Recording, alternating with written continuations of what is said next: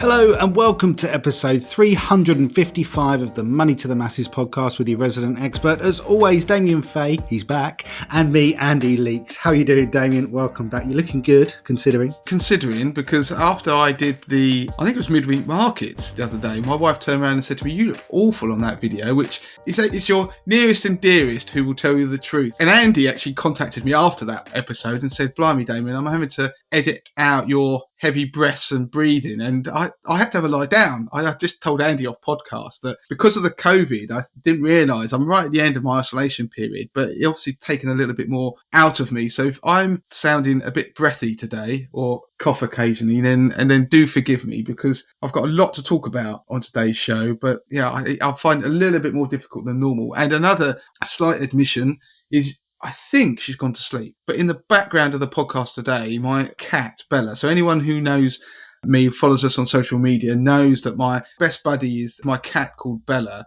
I think she's 17 or 18. She was a stray we took in years ago. I hate to say it, I think she's on her way out, I think, in the next year. She's got stage 3 kidney disease. Anyway, she follows me around a lot when I'm at home. And I'm at home at the moment doing the podcast. And she's sitting on the bed next to me sleeping. And she's been purring rather loudly. So if you hear a purr, then it's Bella in the background. I'm not going to boot her out. I feel for her. So with those caveats and excuses out the way, then I suppose we probably best get on with the show, haven't we? Yeah, let me know what's coming up. And by the way, Bella being in the background, do not worry about that. I'm not even going to try and edit her out. Let's keep a legacy of Bella in the podcast. We can listen back in years to come. So what have we got coming up on the pod this week? So this week on the podcast is the title. We always decide the title of the podcast after we've done the show.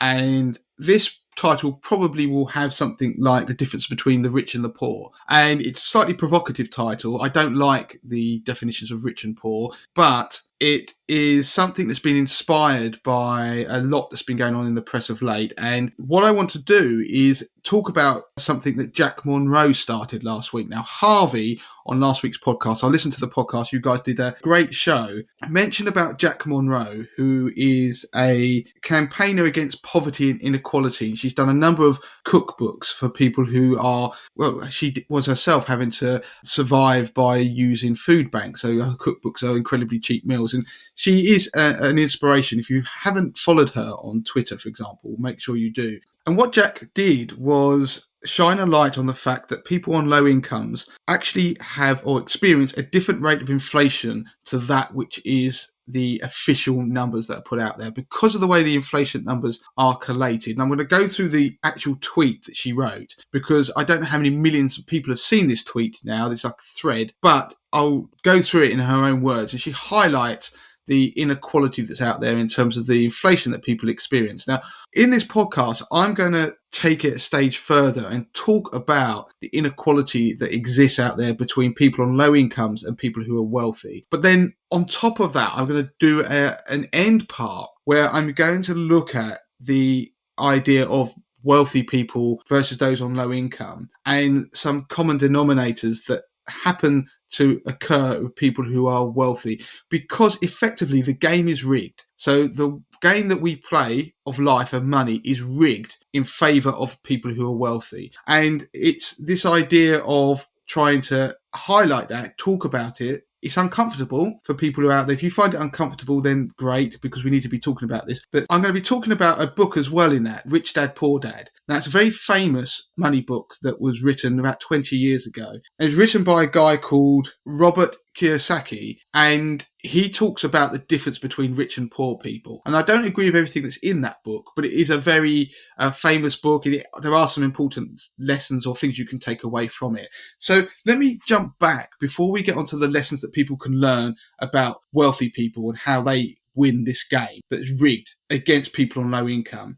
And I want to start with what Jack wrote, and then I'm going to show you how this game is really rigged against people on low incomes. So I'm going to start with a thread that Jack wrote on Twitter. And in her own words, it says, "I woke up this morning to the radio talking about the cost of living rising by a further 5%. It infuriates me that the index they use for this calculation, which grossly underestimates the real cost of inflation as it happens to people with the least. Allow me to briefly explain. This time last year, the cheapest pasta in my local supermarket, one of the big four, was 29p for 500 grams. Today it's 70p. That's a 141% price increase as it hits the poorest and most vulnerable households. This time last year, the cheapest rice at the same supermarket was 45p for a kilogram bag. Today, it's £1 for 500 grams. That's a 344% price increase as it hits the poorest and most vulnerable households. Baked beans were 22p, now 32p, a 45% increase year on year.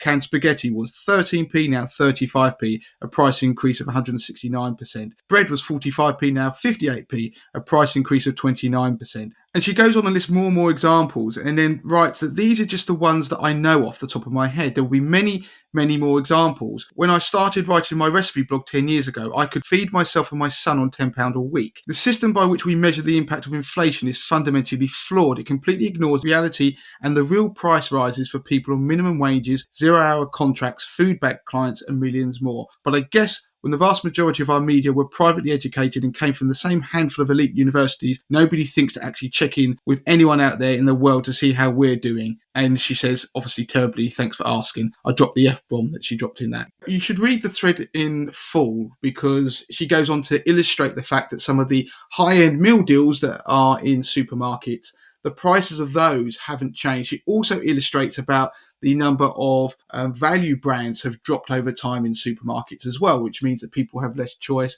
The point is that people who are on lower incomes are disproportionately impacted by these price rises, whereas people who are wealthy aren't exposed to the same increase. And it is in the government's interest to basically hide that fact and perpetuate a lie that inflation is only at 5%. And to compound things, actually, which I'm sure Jack points this out somewhere, but when you think about benefits for low-income people, they are often increased in line with the official rate of inflation. And that will be based on this broader index of goods and services, a lot of which people on lower incomes do not buy. And so the increases on the smaller items, which are diluted down, aren't impacted. So go back to what Jack wrote.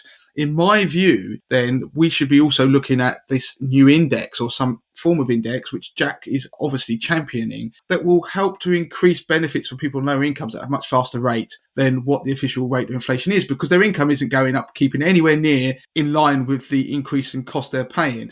Now, obviously, some people will sit there and think, well, they're only 50p increases, but that matters if you are truly on that breadline, because every penny counts. And Jack points this out brilliantly. If you go and look at some of the media pieces she's done over the last week, she will illustrate that fact that if you can't understand the fact that a 50%, 100%, couple 100% increase on something that might only cost about 30p will push some people beyond being able to afford that item, then you probably need to have a real hard look at yourself. Now, what I want to talk about now is that this game is rigged way further than just about price rises that we see in shops. So if you are a low income, and I'm going to use the word low income throughout the podcast, I'm not going to use the words poor. I don't like stereotyping people into a group, the poor people. People who are on lower incomes and people who are obviously wealthy or rich are going to be on much higher incomes. I'm not going to define the exact bands. You know what lower income will be. It'll be people who probably are earning somewhere near that personal tax allowance level or less, but basically they're struggling to meet their costs. Now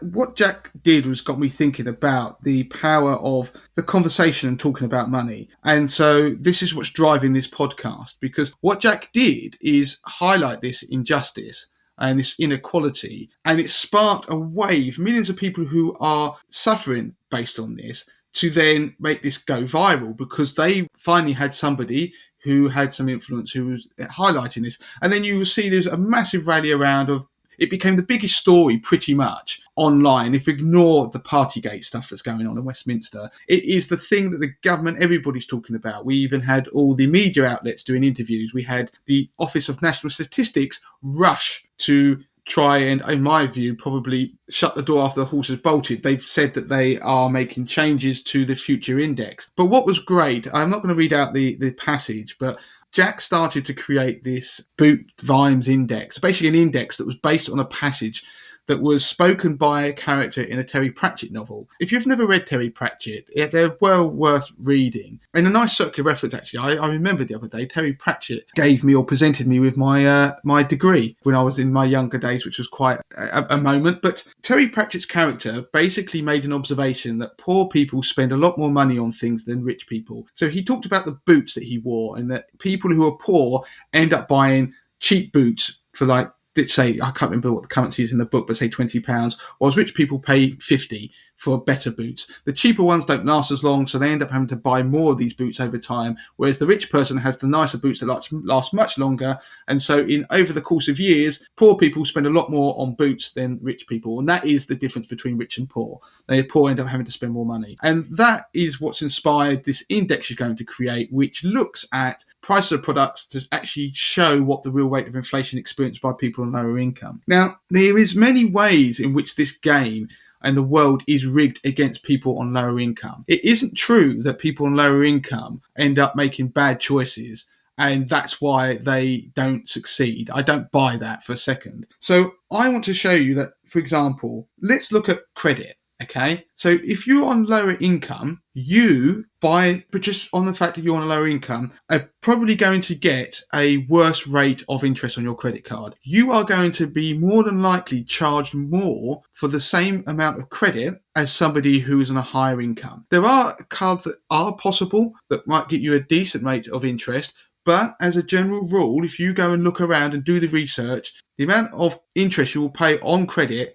will generally be higher on those cards. And also, because you've got lower income, you're not going to be necessarily be given a higher credit limit. But of course, that game, because you're on a lower income, you are being charged more for that same essential product. So lower income people get worse financial products than people on higher incomes. And that partly is because people on lower income do subsidize people who are higher earners. And that is because the wealthy end up providing more of the profit for these banks and institutions. They want those customers because if in terms of actual pounds and pence, the amount they'll earn off these people over the long term, the richer people, they want to create attractive products. And one way of doing that is charging people who are on lower incomes relatively more. It's not only that though, you've got to think that people who might be on lower income, it could be due to circumstance, something could have happened, or the job that they happen to be doing, which could be a vocation that could be paying a lower income. Okay, so people don't just go through life and think, I don't want to earn any more money. They might have a reason why they end up earning that income. Okay, you can't judge people for the reason that they earn money. Things happen in people's lives as well, that they might lose their job, there might be some sort of crisis or whatever, and they find themselves not having as much money coming in through the door. When you're faced with a choice and you've got to put a fire out, you don't question where the water comes from. Okay, you don't sit there and think, oh, where'd the water come from? The answer is to put the fire out. So when you're in a world where payday lenders, for example, were able to offer you credit at such a rate of speed because of the design of them, when you used to go on there and they'd have those slidey bars and the money would be hitting your account in no time at all, they are inferior products that hurt people's credit reports. So people took out those products, and the people more likely to were people who were struggling on low incomes, but they were an inferior product, which actually meant that it hurt their credit report. So if you have payday loans on your credit file, you will find it more difficult to get a mortgage, for example, or other types of borrowing. That ends up getting into a vicious circle where you end up therefore being refused credit in the future, or because when you apply for credit, the rate that is advertised is not necessarily the rate that you will get. And the rate that you will get will depend on your personal circumstances. And because of your circumstances, you can end up therefore starting into a cycle where you're only getting credit that is more and more expensive. And if the credit becomes more and more expensive and you struggle to pay that, we get in this vicious cycle again where you can then end up defaulting and you end up getting debts that pile up. That is the world in which lower income people find themselves in. That is not their fault. That is by design. So when I said about putting the fire out, you don't question where the water comes from. And also they have limited choice. This is a thing that's different between people who have low incomes and people who have wealthy, is the choice of products that you have, not just financial, but in other areas. Now, I'm going to move on to energy. Okay, so we talk about energy and there is an energy crisis. So all of us see that we're paying more and more on our energy bills. The problem is that for people who are lower income, the amount of money that they're paying on energy and the proportion it makes of their earnings is getting higher and higher, far quicker than it is for somebody who's wealthy. So if your bill, which is likely to happen in the next couple of months, by April, you're going to see your annual bill for your energy jump by probably £600. And that's even with the price cap, because that's the price cap that's being adjusted. From what I'm hearing, it's going to probably go up by £600 to £700. If you're on low income, you are going to have to find that £600 to £700 from somewhere, because you are literally budgeting to the point that you can't afford to be able to pay for any extras. That's where we get to this point where people have to make a decision whether they feed their kids or they actually pay their bills. Now, the other thing that I want to point out is that the game is rigged again, because people who are on low incomes are much more likely to live in places where the cost of energy is going to be higher. Now, the reason they are is because they might be on a prepayment meter. So prepayment meters are where you have to obviously top it up and you get like a card or key, you put money on and they can then use that money and pay for their energy. So if you've never seen this, and there'll be plenty of people who listen to this podcast who have either never experienced it or never seen it, people will walk into a newsagent and they will say, can you put £10 on the meter? And they give over the key stroke card. The shop puts the money on the meter, they then go home and therefore they can have their electricity on. That is how people on low income will live. And part of the prepayment will be down to the fact they probably live in rented accommodation because they can't afford to buy a house. And therefore the meter is there as a result of being a rental property. The landlord isn't going to change that. Now, as a low income person who is more likely to be in that position, there is an energy cap on that as well, but those tariffs are generally more expensive than ones where you might pay it ongoing because there's an element of credit in that. They are more expensive. The thing is, you can shop around. Yeah, that is an argument. But the choice of tariffs is very small. So the amount you can save, again, is not the same as everybody else. So again, the game is rigged because you're lower income and you're in this scenario, you have less choice than everybody else. And the fact that you live in a house that probably is one that isn't going to be a well-insulated house with a really efficient boiler, you're going to be paying more for energy to keep the house warm because you're going to have to use more to be able to keep it warm because it's an inefficient property. And that is going to be because of where you can afford to live and the sort of landlord you're going to have and the circumstances you find yourself. Now, I was looking at a report and they analysed the usage of energy based upon different income levels. And it varies quite interestingly throughout the various different income levels. So you get really wealthy people who might use a lot of energy because they have like big houses or whatever. But there is a point where there are people on low incomes who can end up using a disproportionate amount of a particular energy, say gas or electricity.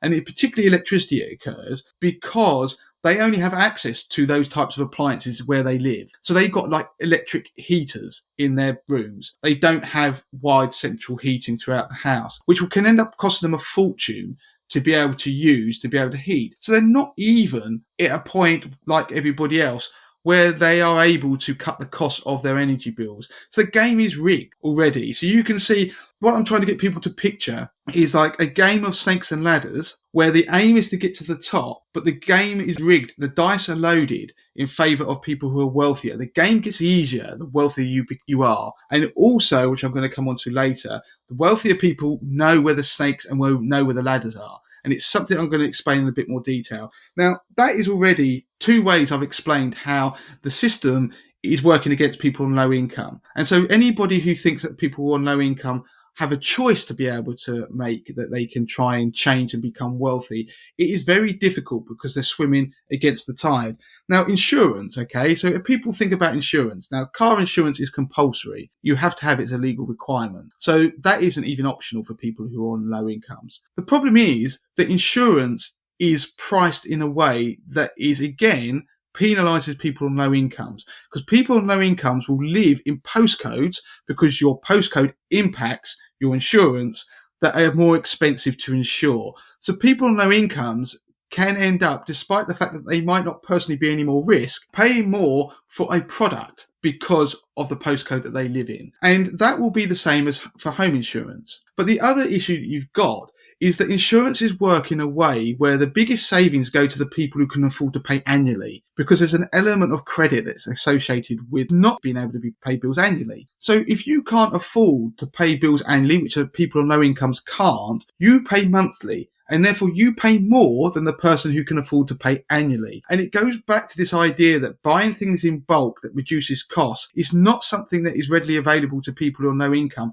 whether it's food, but whether it's things like insurance as well, or financial products. So again, the game is rigged against people who are on low incomes. They're already fighting. They're paying more, essentially, for the same product as somebody who is wealthier. And again, this is something that we're not talking about because it's an inconvenient truth. And one of the things, the reason why it isn't talked about enough, because the people who benefit from the pricing structure are the people who are therefore wealthier. And the people who are wealthier also tend to be the people who are probably in positions within companies that are making these decisions anyway, and also people who are in positions of power. So we're already in a world where things are difficult for people with no income. But unfortunately, the situation could be about to get worse, because as we have more touch points with technology and there's much more information about you and I available to companies like insurance companies, whether it's via social media or whatever means that they're able to acquire that via technology, individual pricing becomes more and more prevalent, or could become more and more prevalent. So rather than have risk pooling where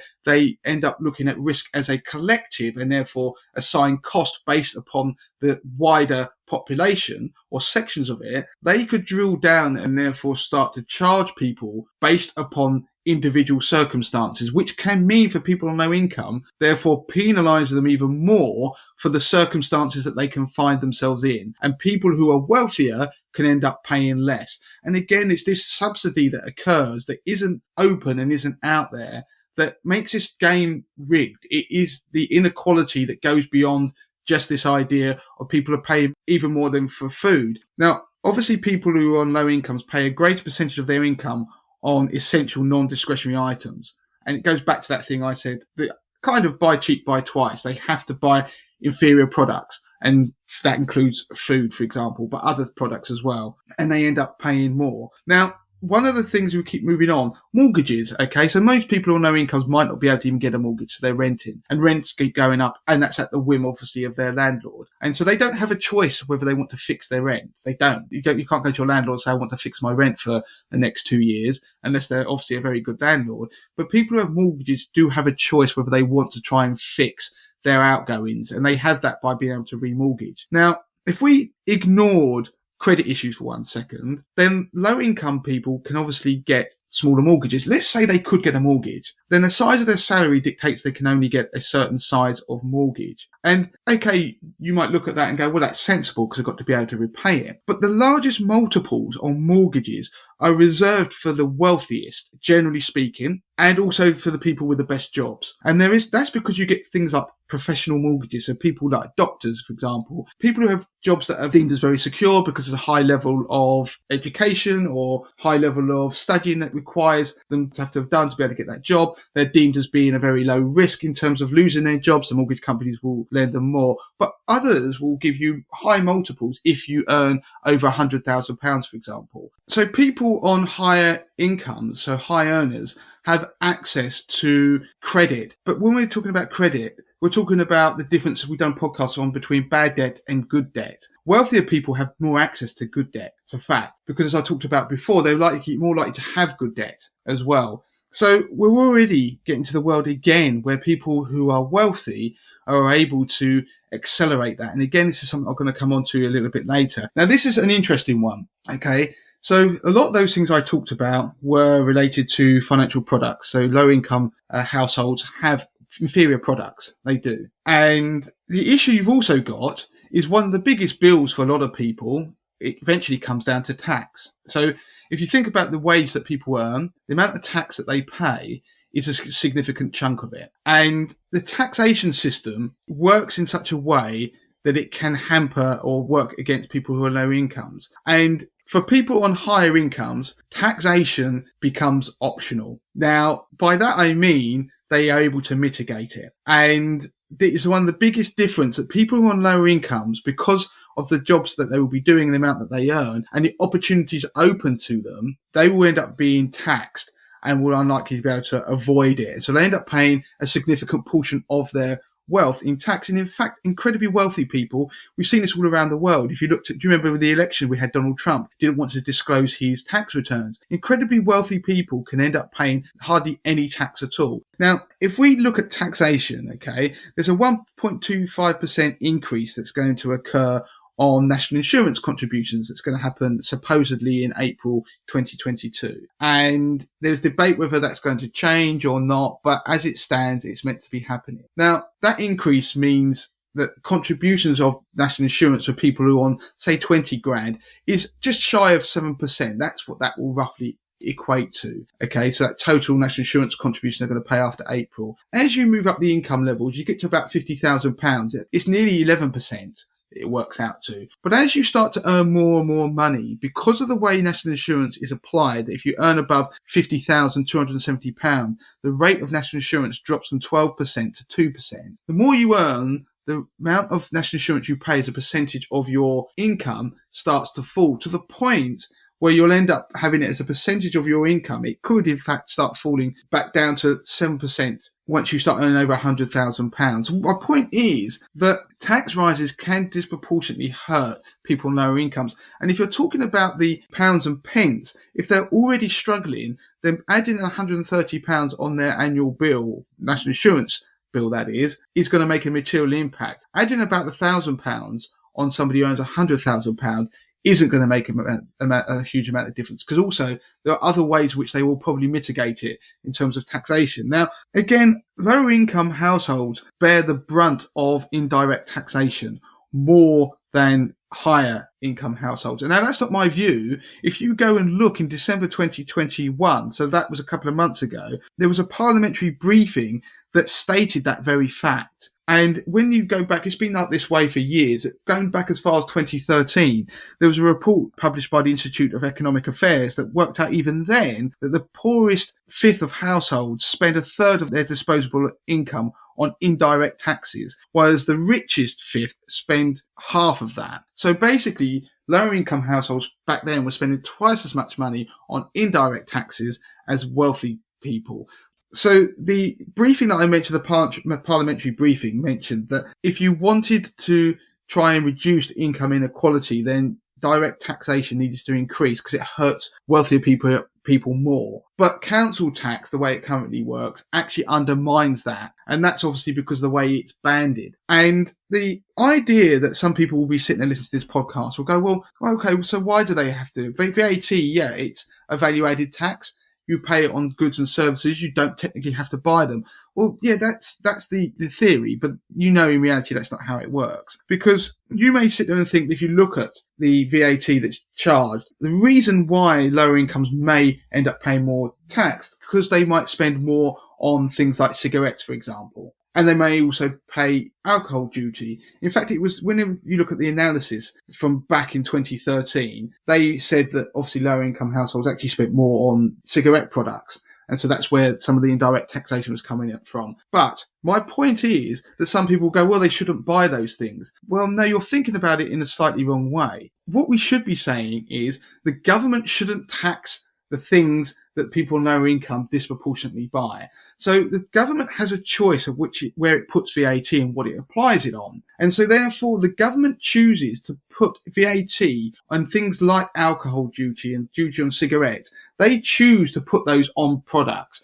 And so therefore their choice is to put them on those products which lower income people are buying. They could not if they wanted to. And to show you that this is almost ridiculous, in October last year, we had a budget. But in the budget, we had the Chancellor decide to look at alcohol duty and change it and try to create a bit more of the strength of the drink dictated the taxation of it. So the stronger the drink that people would buy, the more there would be taxation on it. But of course, when you looked at that, what it really meant, if you were being a little bit flippant, that put it this way, you got taxed more if you weren't drinking champagne. And if you look at what do wealthy people more likely drink, are they sitting there popping bottles of high strength cider or anything like that? What they're more likely drinking is champagne. So people were drawing the conclusion that the government was actually choosing to almost lighten the tax on things that wealthy people buy.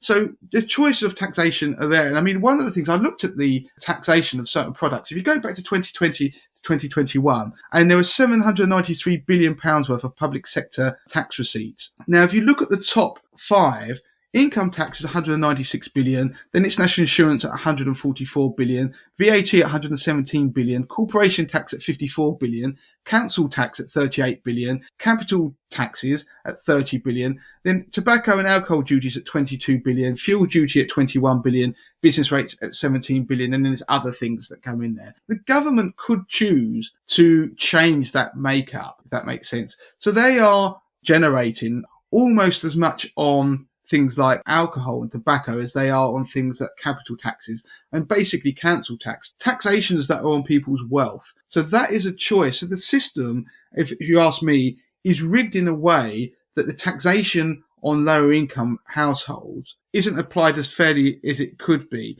Now, tax band creep is another concept that starts to hit people on lower incomes. Now, everybody gets hurt by tax band creep. It's where they don't increase tax bands, so inflation starts to hopefully increase your wages over time because you'll go and hopefully get a pay rise. And then what happens is your wages go up, but the tax bands don't. So more of your income falls into higher tax bands and you get taxed more. Again, that will start to hit lower income because they'll go from a 0% tax band to potentially a 20% tax band. And the other things I'm going to throw out there, because I don't want to dwell on it because I'm conscious of the length that this podcast could get to, but why is the taxation on income always been far higher than the taxation on things like capital gains? That has historically been the case, and you can mitigate many of the things when it comes to taxation on capital gains. And don't forget that gains are only taxed once they're crystallized. So you can become wealthier and wealthier and wealthier, but you never pay tax on it until the point at which you crystallize that gain. And the other thing is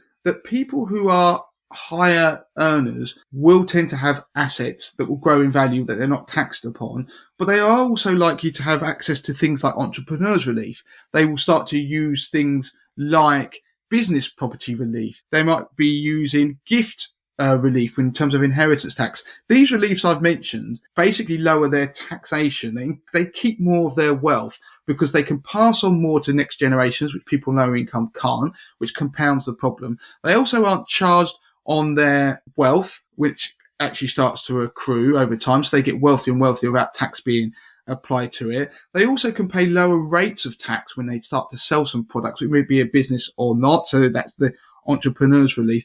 And of course, people who own their own homes, which is a lot of people in this country, there isn't taxation on owning your own property, your principal property. There's a relief on that. Well, if a lower income household doesn't own their own house, they never benefit from downsizing or anything like that. So the game isn't even for everybody. So moving on from taxation, then we move on to things like banking. And banking is an interesting one because if you remember, there was unauthorized and authorized overdrafts. There was a movement caused by the regulator where banks essentially standardized the charges across both types of overdraft. The net result was the charges on overdrafts pretty much went up to about 40%. And people on lower incomes will disproportionately be using overdrafts. And those charges on overdrafts are essentially what pay for free banking for the rest of the world. And so again, lower income people are paying for or paying charges which wealthier people don't because they are wealthier, but they also get free banking as a result of that. So again, these are all things that if you look at it, the game isn't really fair. And so to sit there and look at people on lower incomes, it does go beyond this whole idea that they just pay for more for products in the supermarket. The game is rigged against them. And the reason why this is important is because things change and there's a lot of luck in life that people who are wealthy won't ever admit to. And you could find yourself very quickly through a period of bad health and accident, suddenly finding that you enter the lower income world, even if you've never inhabited it before. And then once you're in a period of being in low income, then all of those things that I spoke about in this podcast so far start to work against you. And then it becomes more difficult to try and get out of the lower income bracket. And I mean, even if you said to people, might say, well, people should go and get a better job. Well, okay, that's not always easy. But even if you did, imagine if you tried to commute. If you have very low income, it costs more to buy train tickets daily or pay for things singular. If you can't buy an annual pass for your train or a monthly or weekly, then that means people with no income, because they're budgeting over such short time frames, are even paying more for things like going to work. So that is the part of the podcast where I want people to suddenly realise that, yeah, there is this inequality and the game isn't necessarily fair on everybody. And this snakes and ladders game is being played by different sets of people, some with loaded dice, but also some that know where the snakes are and where the ladders are. And I can explain it a little bit more, because the book that I'm going to talk about, Rich Dad, Poor Dad, it was a very famous book. And the basic premise of the book was this guy, when he was young, he had his dad who was very educated, I think he was a teacher, and he worked a steady job and didn't earn lots of money, worked hard, paid his bills, but wasn't wealthy. Whereas his friend, whose dad was wealthy, and he didn't even actually quite realise, was very good with money. And the Rich Dad, Poor Dad idea is that the author tells the story of how the rich dad, his friend's dad, taught him and his friend how to be rich, because he was rich. And he contrasts that with the lessons that he learned from his poor dad, i.e. his own dad, because they had two very different mindsets about how to work with money. One, he claims, understood money, and one didn't. And the couple of bullet points I want to pull out from the whole book give people interesting thoughts. And I don't agree with everything that's in the book, actually, because there's quite a bit of generalization in it. And the author admits that, because it was only his own experiences. But he says the poor and the middle class, which I don't like that term, but they work for money and the rich have money work for them. And the next thing he points out is that rich people or wealthy people prioritize assets over income. And that means that they will try and get assets that create income, so therefore they can ultimately become financially independent. And deriving wealth from income is a flaw. Wealthy people won't do that,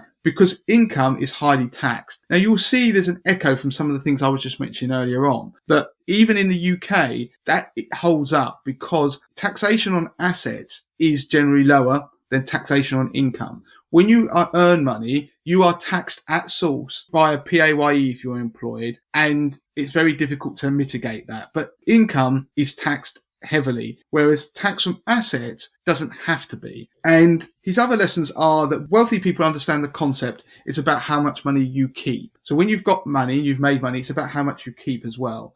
So how much of that money that you've made that you don't let go off elsewhere. They also understand the difference between good debt and bad debt. We've done a whole podcast on that. And they also basically don't pay tax. Now, I'm massively generalizing what this book says, and go and read the book for yourself. I think there are some generalizations in there that some people won't particularly like, but there are some general lessons that do hold up. And from my experience with rich clients, there are some points that are true, but there are also some that aren't. People on lower incomes will tend to focus on liabilities, acquiring liabilities that they think are assets. So, for example, they will buy things that effectively they have to finance because they think it is something that is valuable. So it could even be they go and buy a bigger and bigger and bigger house to live in. And his point is that that actually creates a larger and larger liability that you've got to try and fund, that stops you ever becoming financially independent. That's very different from investing, and maybe even investing in things like buy-to-let. And the other thing that he points out, which are things that I do agree with people I've met, they have a laser focus and they know who's on their team. And this phrase relates to the ability to employ or pay people to do things to minimize the amount of taxation that you pay. Now, what I want people to take from that is, if they want to go and read the book, then do so and let me know what you think of it. But taking some of the points that he raises, ignoring the sort of stereotyping that goes on, you can see how it mirrors some of the inequalities that I've mentioned earlier on. Well, if wealthy people become wealthier and wealthier, and it's happened during the pandemic because of things like QE, because of government incentives or things that they have implemented. And taxation is optional for people who are wealthy, because they employ financial advisors and highly paid accountants who will mitigate their taxation. Now, I know this because I used to work in the city, and I worked for a firm who would give financial advice to very wealthy lawyers. I've mentioned it before, who are earning £1.5 million a year. And a lot of what we did was solving the taxation problem. I can tell you now, of a time where a client walked in during his lunch hour, wandered in the office, spoke to me, said, "Oh, hi, Damien. Yeah, I've just come with the check for my pension contribution." Back in those days, the pension contributions you could make were larger. He wrote the check out for £250,000 and then talked about how Tottenham had been getting on, and then off he went. And the reason he was doing it was because he knew the amount of tax relief he was getting on that pension contribution, and he was mitigating his tax liability, how much tax he has to pay, because he wanted to keep more of that for himself. He also put money into his children's pensions and one for his wife. All of these things that people who are wealthy do. The rules of taxation, as I mentioned, like capital gains tax, different types of investments that exist. So enterprise investment schemes, VCTs, which are venture capital trusts, they are products which give huge tax release on the way in, like 30% tax release on the way in. And some of them you don't even get taxed on the income the dividends make. And so wealthy people have access to these tax. They're not loopholes, they are products, and they are high risk products, but because they are wealthy, they can take more risk than somebody who isn't, because they can afford to lose that money, or they can wait out the ups and downs of the market, but they end up getting huge amounts of tax relief. These sort of levers aren't available to people on lower incomes. And so really what the lesson from the first part of the podcast is the game is rigged against people on lower incomes. And we need to all talk about it so we can try and change that game and try and change the fact that wealthier people have a distinct advantage. But as the game is now, then you have to learn how to play it better than what you are. You've got to try, if you can, to get to the point where you are buying assets that generate income, because wealthier people use that to their advantage. And it's not easy, because all of the things that rich dad, poor dad, and the things that I saw with people who are wealthy, all of the things that I mentioned, which are true, are very difficult to achieve when you're on a low income. But that is the direction of travel, which is why Money to the Masses was set up, because one of the ways to be able to try and go in that direction is through education. And so be able to understand the power of putting money in ISAs or the power of compounding. All of these things that we talk about, you might not be able to achieve it in your lifetime, but you could achieve it for your next of kin, like your the next generation, the generation of that, by putting the wheels in motion, because a lot of wealthy people also inherited their wealth. And the study that I also looked at, which tries to look at how to stop the inequality, the income inequalities that exist, one of the issues is about inheritance, that people on low incomes don't tend to inherit anything. And so that, again, is one of those things that we need to try and break. And as individuals, we're going to have to try to. It's not easy, but for people who already maybe aren't on low incomes and they're further up that chain, then they need to realize that actually, if I want to be more successful at this game, then these are the things I need to try to do. And I just want to kind of finish on a bit of a metaphor. Right? So to illustrate the point of how this works. So if you imagine there were two people, there's somebody who was on a lower income, and the way you got paid was you went and sat in a room and you sat down at the table. So you got someone with lower income and you got someone with a higher income. And if you imagine the way the world worked is that you got your salary put on the table in front of you, and then people came along and took chunks of it away and delivered what you wanted, whether that's food, whether that's energy, whether that's paying your credit card bills. Now, what would happen in that room would be a very interesting dynamic, which you don't see. So let's say, for example, the low income person, he might sit down and his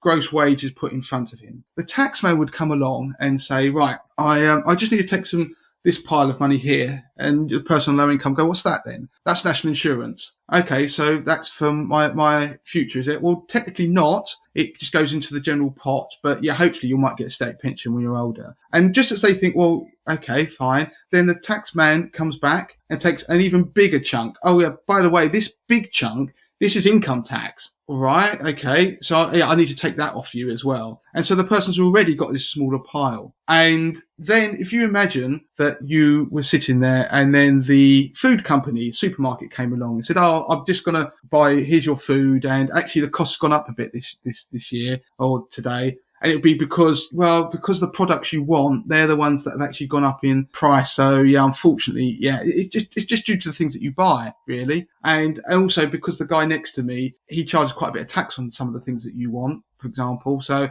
that's why some of my pot's got to go over to him. The energy company comes along and then takes slug of his money as well, quite a big chunk. And I'm going to charge you a bit more than somebody who's wealthy because you're on a prepayment meter. Right, okay. So if you imagine if that's also happening on the table next to you where the wealthy guy is, the difference would have been so far is that the taxman would have come in and he wouldn't have spoken to the rich person because either side of the rich person would have been an accountant and a financial advisor. Then the taxman would have went to go to talk to the rich person, and the accountant would have said, you can't talk to him directly. You have to talk to me. Right, okay. And he said, and also, I tell you how much tax he pays. You don't tell me. Okay, so the person who's on low income will be watching this thinking, right, okay, he's going to have a big pile because there's a big pile of money on the rich person's table. And he's thinking a big slug of this is going to go across to the taxman. So the taxman initially tries to do that and take a big slug of that money across. So the person on low income is probably sitting there thinking, this is great, this actually, this is justice. But then the accountant and the financial advisor suddenly turn around and say, yeah, sorry, you can't do that. He said, well, why not?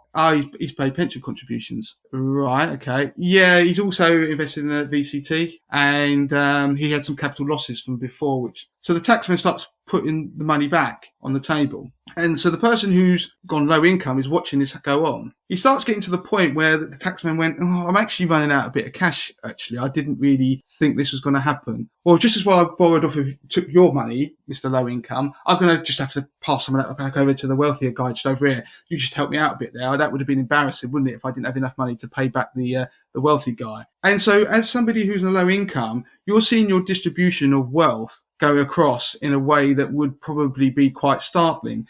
And the other thing is, even when he saw the energy guy go up to the rich guy, he would have gone to him, oh, here's your bill. The person on low income go, why is his bill not the same as mine? He said, well, two things really. You're on a prepayment, that's your problem. And also, he's claiming tax relief because he knows he worked at home one day a year. So the accountant here just told me that. So the taxman, hiya, you've got to give me some money because towards his energy bill. If you're the low income person, you'd be watching this going, what is going on? And then you say, well, why can't I do that? And the energy guy would say, well, no one told you, that's why. And you'd be like, what, no one told me I could do that? No, that's it, it's your fault, you didn't ask. You don't ask, you don't get, do you? And of course, what happens if you keep playing this out further and further when the insurance people come along and you get charged more for your insurance products because you live in a dodgy area. He lives in an all right area over there. And also, I've got to give him some money back because he's paying annually. Yeah. And also, you know, the VAT part, because the taxman then comes back in and wants some VAT because you decided to buy some bits and pieces from somebody else who came through the door. When the wealthy guy goes and does it, you look at he's not paying any VAT. And you know, why is he not paying VAT? Or why is he paying a lot less than I am? And it's because the accountant says, well, hold on a second. It's nothing to do with you, but I'm his accountant. He's through the company.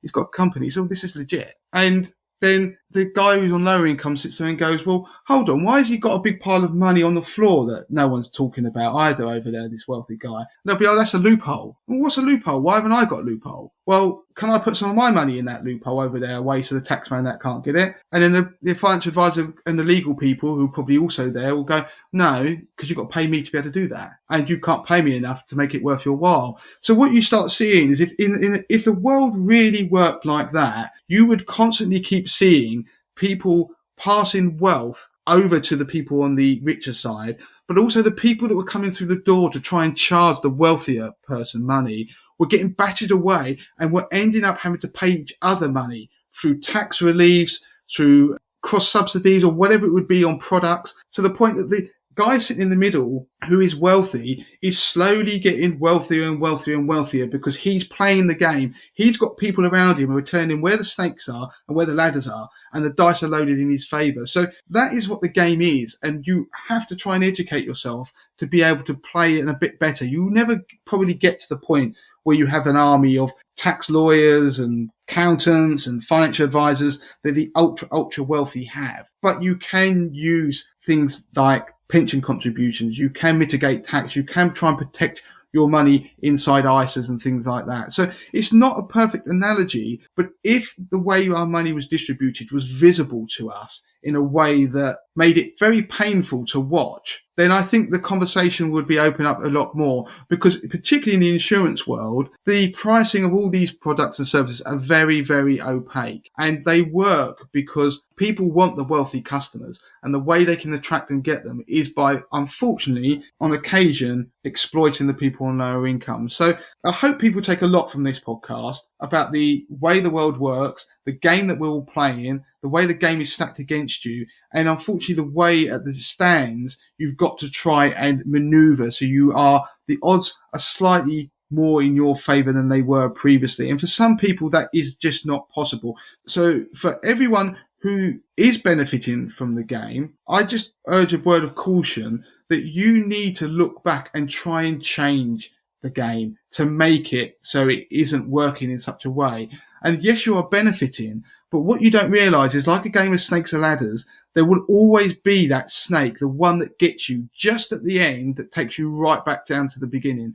And sometimes it's just pure luck that you avoid that. And if you get that snake and you end up being on that low income threshold again, I mean, you could end up having a divorce, you could end up splitting up from your partner, you could have an accident, and you could very quickly find yourself in the game where it's stacked against you and you just can't win. So it's in your interest to try and make it easier for other people as well. So that's the message of the podcast. I hope people enjoy it. It's something slightly different, but when you spend a week in isolation, you start to think, Andy. No, I found that really interesting, Damien. And apologies for keeping quiet on that, because it was just really interesting to sit back and listen. Like you say, you spent your isolation time well. I tell you what it highlights to me is that, when you hear people say things like, oh, you should never talk about money or talk about salaries, it's normally the people, the higher earners, that are saying these kind of things. And is it because they don't want you really peeking behind the curtain and seeing actually what's really happening? And it probably highlights as well how important it is that people like you are talking, people like Jack Monroe are highlighting these issues. People start to understand the situation, and then it may filter back to politics. And again, maybe that links into how important it is to vote and things like that, because then people can impact change and we can move on from where we are now. Yeah, and I think that's a fantastic point, Andy, because I do believe you're right that there is an element of it's crude or vulgar to talk about money, but that's not true. I think if you talk about it, then inequality has an interesting way of being shown, shine a light on it, and a bit like a sort of a shadow, it will start to dissipate because there'll be likely to be change. And just like Jack, who had done this incredible thing with the inflation measure, then I think that we can see things change. It just needs people like her who go out there with a message, who can rally people, and it will actually force the agenda and start to question, why does this occur? And in the case of the inflation statistics, I don't think we should underplay how big that could be and a big impact that it could have for people going forward. So, yeah, well done to her. Okay, so if you want to get in touch with Damien, you can do so in the usual way. It's Damien at moneytothemasses.com. Twitter, it's at moneytothemasses with the number 2. And we're in all the other usual places, Instagram, TikTok, etc. So, Damien, that's it. We're done for this week, aren't we? Yeah, we're done. So until next time. Until next time.